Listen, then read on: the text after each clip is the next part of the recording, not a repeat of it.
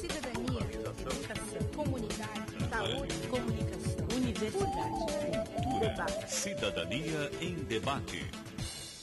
Boa noite. Começa agora o Cidadania em Debate, um programa do Sindicato dos Servidores Públicos do Ensino Superior de Blumenau. Este é um espaço que trata questões de interesse dos trabalhadores do Vale do Itajaí. E no programa de hoje o assunto é economia. Vamos fazer uma análise do cenário nacional e internacional para saber como a economia vai se comportar em 2012. E, claro, como será o impacto na nossa região. Afinal de contas, os trabalhadores precisam se organizar e evitar eventuais sustos. Porque, convenhamos, não há nada mais desagradável do que contas penduradas e o bolso, relativamente vazio em determinados momentos. E isso ocorre quando a economia do país entra na turbulência e passa a ter altos e baixos. A presidenta da República, Dilma Rousseff, já fez uma previsão otimista para a economia brasileira em 2012. De acordo com ela, o país encerra o ano de 2011 com estabilidade e crescimento. E apesar da crise internacional, o próximo ano será ainda melhor. Dilma atribui o bom desempenho do Brasil à capacidade de antecipar os efeitos da crise econômica que atinge principalmente os países europeus e os Estados Unidos. E as tais ações antecipadas estão em medidas como proteção da indústria, do setor agrícola e de serviços. E para a presidenta, esta atuação do governo evitou o desemprego e a desaceleração econômica que afeta os países ricos. Mas será que esse otimismo de Dilma Rousseff se mantém no próximo ano?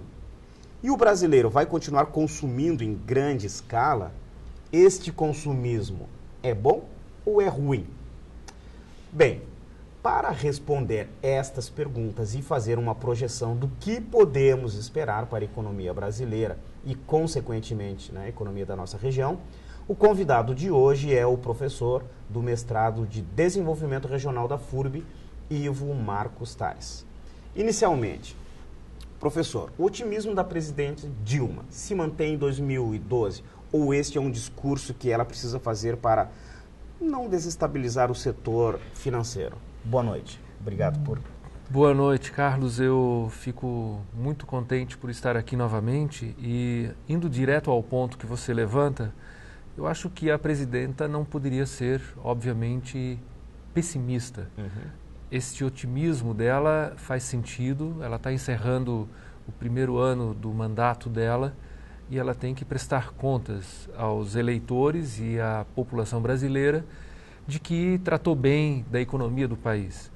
Faz sentido, portanto, que lá do Planalto venham essas ondas de otimismo e eu diria que se há bons motivos para a gente comemorar alguma coisa, é que a gente não entrou, enquanto economia brasileira, na rota da crise europeia que, sobretudo neste ano de 2011, abalou fortemente países como Grécia, Itália e Portugal.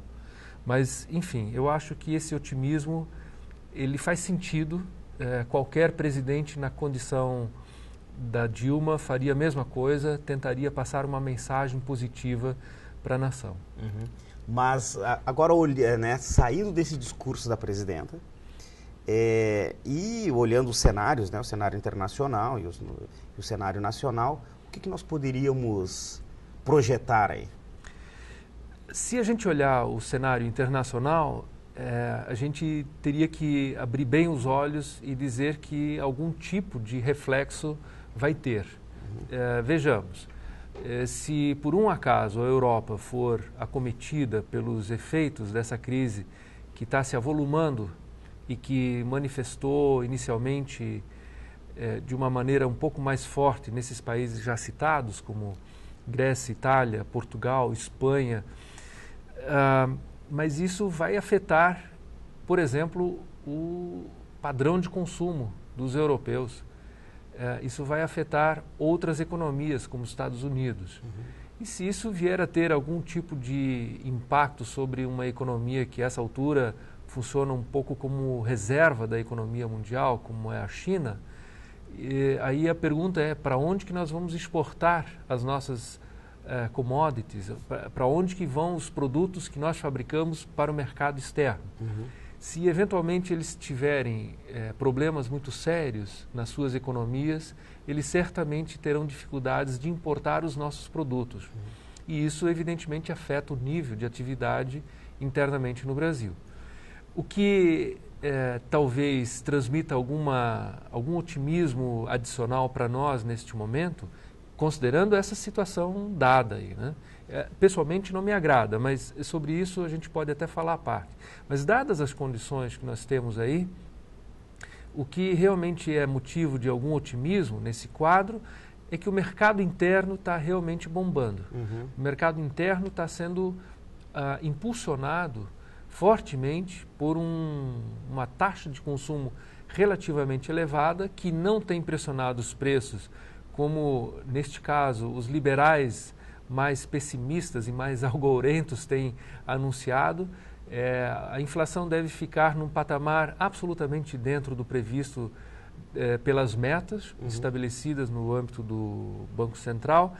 Então, eu diria que o mercado interno é o responsável pelas condições em que se encontra a economia brasileira hoje e, a julgar as tendências que vem se mantendo nos últimos meses, 2012 pode ainda ser um ano de benefício em termos de mercado interno. A economia brasileira vai poder prescindir, em grande medida, do mercado interno para poder continuar crescendo. Continuará crescendo, gerando algum emprego, mas não tanto assim, e vai poder fruir aí de condições de estabilidade e crescimento mencionados pela presidenta, justamente pelo fato de que o mercado interno é que vai bem. Quais os setores assim que a economia brasileira, né, nessa política econômica brasileira, acertou e que firmou aí esse passo? Quais são os setores? Então, se a gente olhar para o comando da política econômica, se trata mesmo de uma espécie de continuidade um pouco mais flexível em relação ao que vinha vindo desde o início dos anos 2000.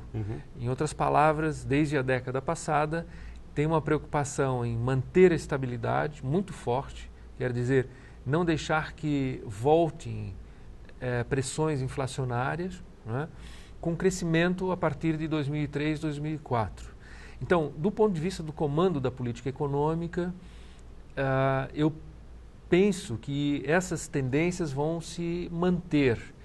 Isto tende a beneficiar setores específicos da economia, claramente, mas eu chamo a atenção para um furo. E esse furo, neste momento, dado o quadro interno, e tem problemas que a gente pode discutir, as nossas importações vão crescer mais, e já têm crescido mais, que as nossas vendas para o mercado externo. Em outras palavras, nós vamos acumular déficits na balança comercial, o que vai deixar de oferecer uma tranquilidade que vinha oferecendo até aqui em termos das nossas contas externas. Nós temos hoje reservas bacanas que vão permitir que a gente participe da economia internacional numa situação de relativa tranquilidade. No entanto, na medida em que a gente continuar comprando mais de fora e vendendo menos para o mercado externo, nosso déficit comercial, o déficit na balança comercial, tende a aumentar. E, em virtude disso, as contas externas tendem a piorar. E o nosso superávit, que está bacana, como falei, tende a diminuir e a fragilizar a nossa condição em termos da nossa inserção na economia internacional. Então, quem é que vai estar bem? Quem tiver fôlego para colocar o produto lá fora. E neste momento, eu olho assim, vejo a agroindústria, eu vejo o setor primário, eu vejo minérios, eu vejo pouco a indústria participar disso. Aliás, a indústria tem um cenário aí que me parece não está muito claro, assim, não está muito favorável, né? Claramente. Esse é um ponto que mereceria um programa à parte. Eu diria que tem uma combinação bastante perversa de dois fatores aqui. Um deles é uma espécie de reprimarização das exportações. Nós estamos importando muito produtos manufaturados, industrializados, de alta densidade tecnológica, né? E estamos financiando isso com a exportação de minérios e de commodities, de produtos não beneficiados, porque isso tem uma entrada fácil no mercado internacional. A China tem comprado muito, né? Mas não só a China. De outro lado, isto é, além desse fator da reprimarização das exportações, nós perdemos a competitividade dos produtos manufaturados no mercado internacional. Nós temos tido como reflexo interno a perda da competitividade da indústria. E tem muita gente falando em desindustrialização.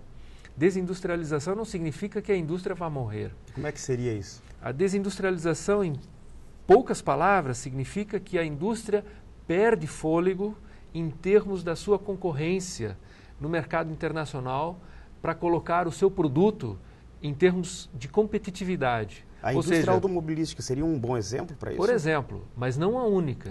Mas isso significa que a indústria automobilística estrangeira está colocando um bom produto no mercado brasileiro e nós não estamos conseguindo colocar o nosso produto lá fora. Porque o que se faz aqui é consumido aqui, né? Na indústria Nós temos tido a oportunidade de exportar e estamos conseguindo, mas graças ao quê? Subsídios, facilidades, por causa de acordos comerciais, enfim. Aqui são muitos detalhes que contariam, mas nós estamos exportando também produtos industrializados. A questão-chave é, estamos perdendo a competitividade nos produtos industrializados.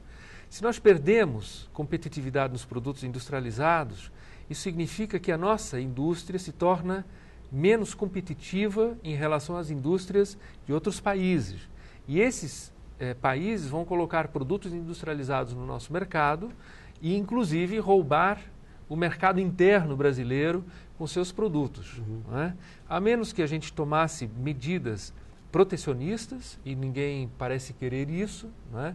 Têxtil, plásticos, metal mecânico, enfim, nós vamos ter problemas. Mas, tomando o dado, como falei agora, em médio e longo prazo, tem uma tendência à perda da participação relativa da indústria na geração, por exemplo, de divisas, nas exportações e, inclusive, na participação relativa na geração do produto interno bruto. Então, o produto industrial dentro do PIB tem tido uma participação decrescente, por exemplo, das indústrias consideradas mais dinâmicas, né? E as indústrias menos dinâmicas são aquelas locais que nem arriscam entrar em mercados mais competitivos. Então, a indústria vai empregar menos, né? E aí nós temos impacto sobre o mercado de trabalho, ou, como a gente costuma falar, sobre o mundo do trabalho. Emprego. Bom, a gente vai fazer um rápido intervalo e quando voltarmos, vamos falar dessa questão do impacto, né, no trabalho, no emprego. Já voltamos.